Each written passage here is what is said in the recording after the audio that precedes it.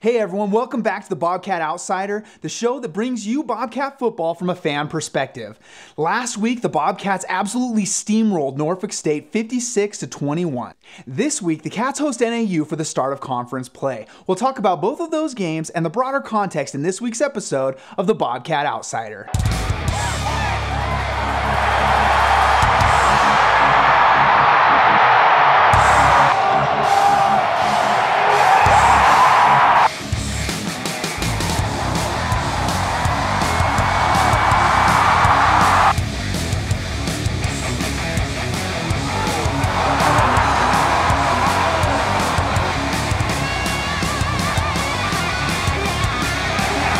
Last week, I said that the Cats needed to get that ground game going, and with 3 rushers with 100 yards each, the Cats did just that. I also said that they needed to keep Juwan Carter, the Norfolk State quarterback, in check, and we could see that at times he was a spark for that team, and so the fact that they were able to kind of limit him a little bit was another key to the game that helped the Cats really steamroll the Spartans.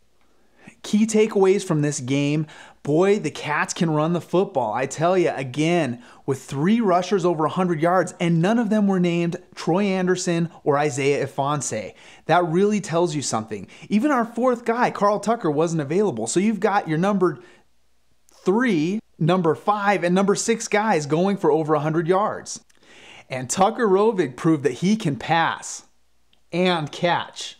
He was able to make a number of those short and intermediate passes that have been missing in the beginning of non-conference play. One big takeaway from this football game is that the Bobcat defense is really stout, especially that pass rush, but they really need to start limiting those big explosive plays that they've been giving away.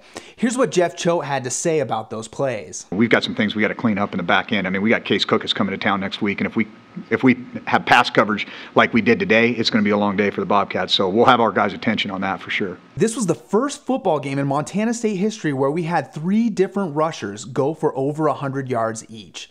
And I love that it was our backups that were able to do that. You got to give a lot of credit to this offensive line for really opening up those holes, really pushing Norfolk State and keeping them on their heels. But you also have to look at these backups and say, man, these guys really made stuff happen themselves as well. 2 big key takeaways from this game: this is a banged up football team with a lot of key players out with injuries right now. And it's a really deep football team that when you roll out those bowling balls, as Jeff Choate says, you get the next guy up and all of a sudden the team looks just as good as it did before. So a lot of injuries. Hopefully a lot of those guys will be coming back soon, but also a lot of great guys in backup roles, really showing up, showing that effort and intensity. Out of that football game, Bryce Stirk continues to lead the conference with 11.5 tackles for loss and 8.5 sacks. His 10 solo tackles and 8 solo sacks is better than the next 2 guys combined in each of those stats. And with that win, the Cats move up 1 spot to that number 7 spot in the Stats FCS Top 25. Now let's wrap up last week's game with some highlights.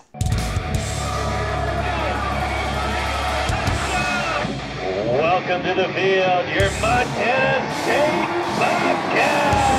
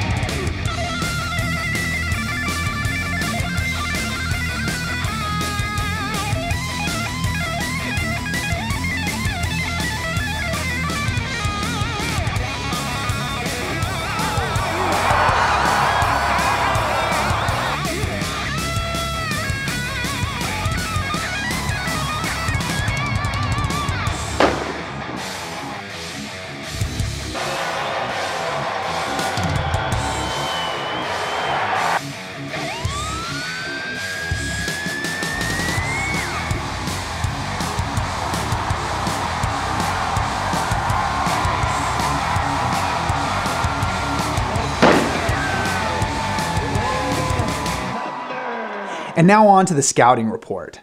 MSU faces the NAU Lumberjacks this week in the start of conference play. NAU leads the series 28-22, and in recent history has absolutely dominated the Cats. The Cats haven't won since 2013, with 3 losses in the meantime. Last year was the 20th and final year of Jerome Sauer's tenure at Northern Arizona. This year, they start with a new head coach in Chris Ball. He has a lot of experience as a defensive coordinator at the Power 5 level, including stops at Memphis and Arizona State. Interestingly, Jeff Choate and his family rented a house from Chris Ball in Pullman, Washington, during Choate's tenure at Washington State. The Lumberjacks come into this game 2-2 with a loss to a Power 5 team, a win over a Division II team, and a win over a Missouri State who absolutely trounced NAU last year. Their game at Southern Illinois was very respectable. Eventually, NAU would go down, but it was a very competitive game up until the fourth quarter. On offense, the Lumberjacks like to use a lot of tempo to kind of keep your guys on their heels and a little bit gassed. They're nowhere near as fast as Texas Tech, but it's certainly something to keep in mind. The Lumberjacks also like to take a lot of shots downfield. Here's what Jeff Choate had to say about that. Here's a stat, okay? They have taken downfield shots 49 times in 4 games. So right around 10 times a game, they're going to launch. And it does not matter what the score is, this team is never out of the game, because they're one play away every single time. You know, I mean, the second he gets there, if you're going to press him into the boundary, they're going to convert the route, and it's going to be bombs over Baghdad, for crying out loud. I mean, when we went down there 2 years ago, we went for 2 at the end of the game. I don't know if you guys would remember what had happened, but Tyrell Thomas did not travel. Jalen Cole got ejected for a targeting call in the 3rd quarter. And from that point on, it was launch, and he either got a PI or they got a 25-yard gain or more. And I swear, I think that's part of their deal. Is just keep throwing deep shots, because in this league, you're going to get PIs. So, you know, they're averaging 3 pass interferences against the opponent a game on those almost 10 shots a game that they're taking. And they're completing those at a pretty high level. In this week's game, I see a key matchup as being Montana State's potent run offense against that salty run defense that Northern Arizona runs now that they've got Chris Ball at the helm. Counterintuitively, I actually think that the matchup between Montana State's defensive backfield and the passing game that the Lumberjacks bring to bear is going to be a very important element to this game. The key that Montana State has to again lean on is that defensive line and their pass rush. Hopefully they can kind of keep Case Cookus on his heels or even on the ground, and just keep him from getting into a really good rhythm and starting to dissect that defensive backfield that's already pretty banged up with guys like Munchie Filer out. And now on to players to know. Senior quarterback Case Cookus wears number 15 and hails from Thousand Oaks, California. If you haven't heard of this guy, you have not been watching Big Sky football. He just surpassed 9,000 yards last year. He's on the 2019 Peyton Award watch list. He was on the 2018 Peyton Award watch list. He won the Jerry Rice Freshman of the Year award. And he was an All-American in, wait for it, 2015. This guy's been around forever, he has a ton of experience, and he's a very talented quarterback. As long as he's been healthy, they've always had a chance.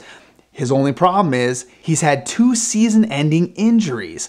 If Case Cookus can't keep himself healthy through the season, then NAU can be in a lot of trouble. But if he does stay healthy, watch out Big Sky Conference. Sophomore wide receiver Brandon Porter wears number 18 and hails from Victorville, California.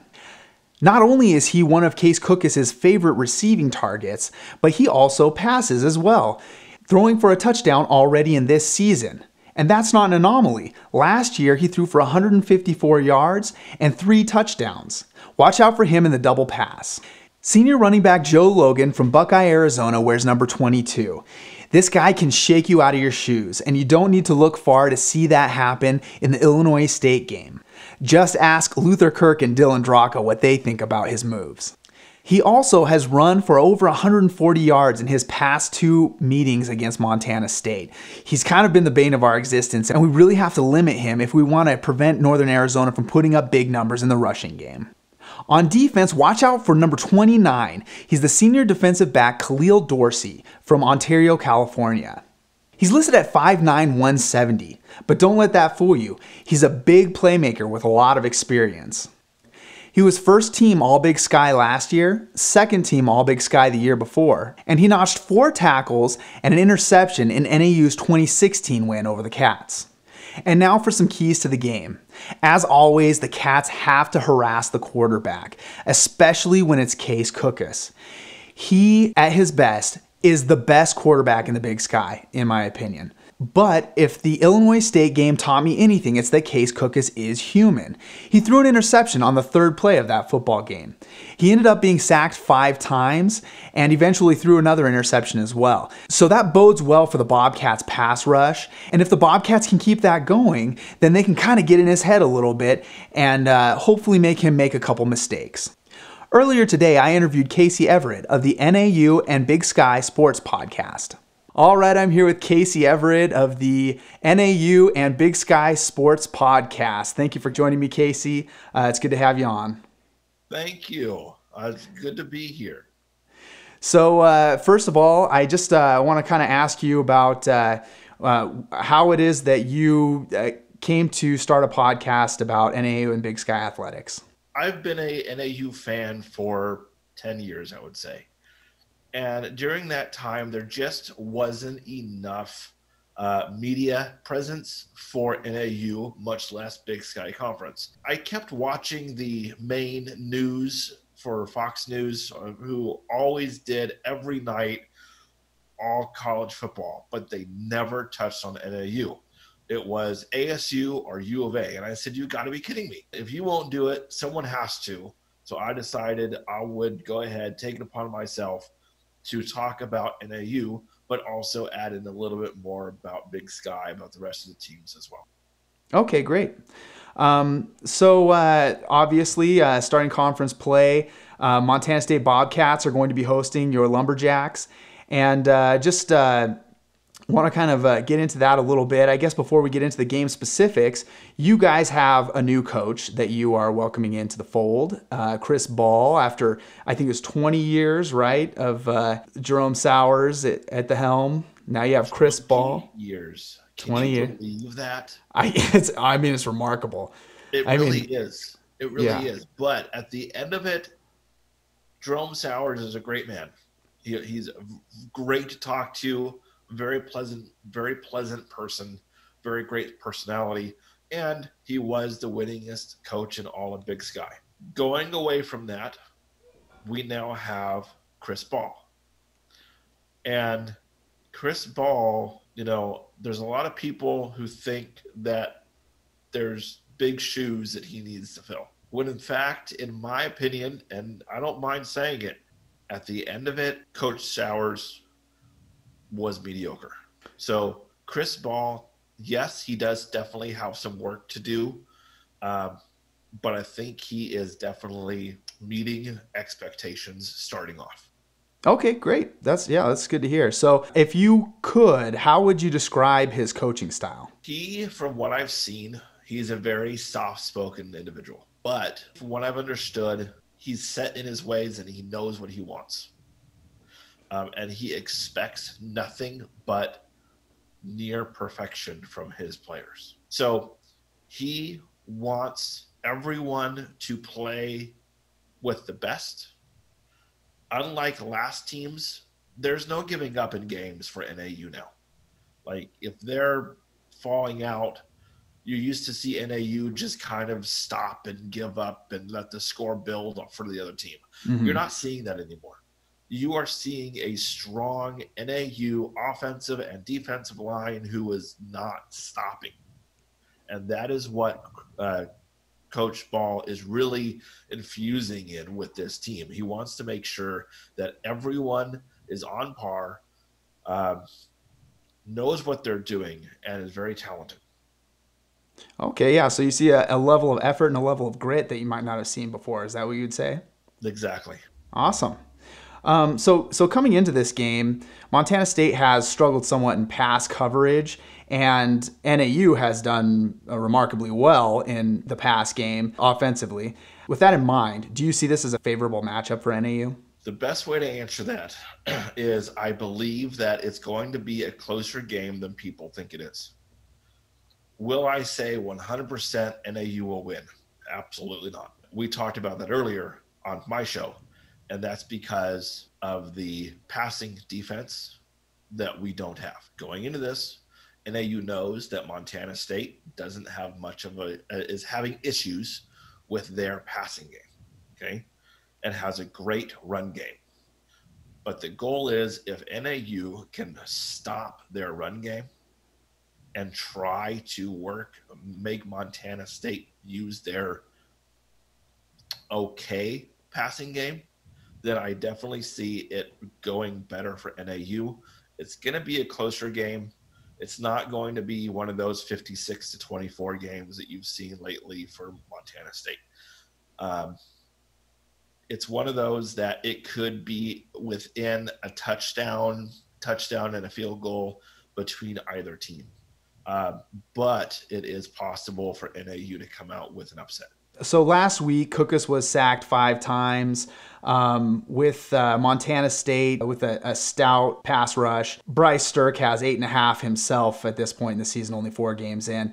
What can NAU do to mitigate that pass rush and keep Case Cookus upright? Well, if you realized Jalen Goss, who we call Big Daddy, okay, yeah. for NAU, he went out in the second half. I don't even know if he's going to be in the game for MSU. If he's not, then our offensive line has to work a little bit harder to keep Cookus safe. But if Jalen Goss is in the game with no issues, then those sacks shouldn't really be happening. You don't think that they'll have any sacks against him? No. Oh, okay. No, like maybe one. Okay, it's but they'll be able to mitigate 5. It. Yeah. Okay, it's not going to be 5 or 6 like Illinois State got in the second half when Jalen Goss was on the field. Right. Okay. So that I think I understand where you're coming from. So a lot of that came in when you lose your best guy. Okay, I see. So with Joe Logan and. I probably will have shared this on my show before we get to this point, but he ran for over 140 yards in the past 2 matchups between NAU and Montana State. Do you see that as an opportunity to get the NAU run game, which has been a little bit lacking so far this year? Do you see that matchup against Montana State as an opportunity to get that going? I definitely see it as a possibility. NAU's run game hasn't really been there this year. It's a work in progress. It's still under construction. Will it be there? Definitely. But we'll see how effective it is. I'm not sure. Will he be used? Definitely. Will wide receivers be used more? Absolutely. Yeah, I actually I was watching the Illinois State game that you guys played last week, and I noticed, I was like, oh man, that was a nice little run play. And then I look back and it's Joe Logan, but it's not a run play. It's a little wheel route out of the backfield where he just like makes 2 guys look stupid. He just shakes them right out of their shoes, and he's got incredible balance. He's faster than you think, and just a really remarkable running back. I think if they can open up holes for him, I think you guys can really get that run game going. Totally. If we can do something against against MSU, in considering to the run game, Joe Logan is the guy to do it. Yeah, for sure. So what is it that makes NAU so stout on defense against the run? It's who our new coach is. Chris Ball has been the defensive coordinator for almost all of his career. So he is a defensive guy. That is where his knowledge is. And he brought in a new defensive coordinator that he's worked for many years. I can't think of his name right now. But they have so much experience, plus who we already have on the field from last year. So it's kind of a new defensive route. And I think because of that, our running defense is fantastic, because that's where it is. It's loading up, right? Mm-hmm.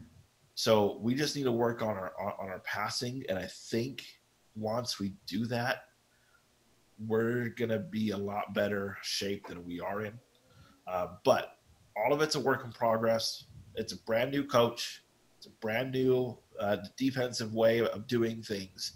So, of course, there's going to be a little bit of a learning curve, but I think they're working on it really well. All right. Well, great. So how can people find you if they want to find your podcast or find you on social media? Sure. So if you want to find me on Twitter, it is at NAU Podcast. Facebook is just KC Everett. It's KC as initials. And then podcast, you can go to soundcloud.com/NAU Podcast. All right. Fantastic. And thank you so much for being on with me today, Casey. I really appreciate it. Thank you. Have a great one. Yeah, you too. Be sure to check that podcast out for more detailed information on the upcoming matchup. This weekend serves as Parent and Family Weekend for MSU, as well as Military Appreciation Weekend. The game kicks off at 1 p.m., and it will be picked up by SWX, which in Western Montana will be on your ABC station, and in Billings will be on SWX. Word on the street is that the Spokane market might be a little bit delayed. And now it's time for a look across the divide. Monmouth might have given a few Grizz fans a scare last weekend when they came to within 6 points with less than 11.5 minutes left in the game. But the Grizz are looking much more like a second-half football team this year, finishing off the Hawks by 20 points by the end of that one. The Grizz notched 2 Big Sky Players of the Week from that football game. Dalton Sneed threw for 334 yards and 4 touchdowns, earning him Big Sky Offensive Player of the Week, and Malik Flowers returned a kickoff for 100 yards, the longest kickoff return in modern Grizz history, to earn himself the Special Teams Player of the Week. With that win, the Grizz move up one more spot from number 19 to number 18 in the Stats FCS Top 25. The Grizz play in the game of the week this week against UC Davis, where they travel to Davis to play the Aggies. That game kicks off at 2 p.m. Mountain Time and is carried by Root Sports, so you won't be able to stream that one. And now time for an outsider's eye view. The league turns upside down this week as Idaho punishes Eastern Washington in the first half of their football game, eventually hanging on to win 35-27. UC Davis hangs tough with the class of the FCS, North Dakota State, eventually losing that one 27-16. Idaho State holds Northern Iowa to a very respectable 13 points in a defensive slugfest. Unfortunately, the Bengals go down, only scoring 6 points in that game. And Sac State looks great in another very competitive game against an FBS opponent, one of the top contenders in the Mountain West, Fresno State. Eastern Washington is now in playoff mode with no wins entering conference play. They now must treat every game as a must-win if they hope to make the playoffs 1 year after being the national runners-up. In addition to their performance against Fresno State, Sac State hung tough against Arizona State and absolutely dismantled Northern Colorado, earning themselves some respect going into conference play. Northern Arizona has a chance to make a statement this weekend against the Cats, and Idaho has a chance to show that the last 2 games were not a fluke in a potential letdown game in Greeley. And now for outsider opinions, and this week is an unpopular opinion, and that is that over the past 12 years, TV broadcasts and streaming has gotten consistently and steadily better. I know that everyone looks at this and they think, no, we hate it. We do not like this. But it was not that long ago that I was watching a silent screen on a feed that was just one camera set in a specific place and you just got what you got. And I was so thankful for that because I was chained to my desk in the EPS building on campus and I was nowhere near a television, so I couldn't watch the television feed and I couldn't go to the football game.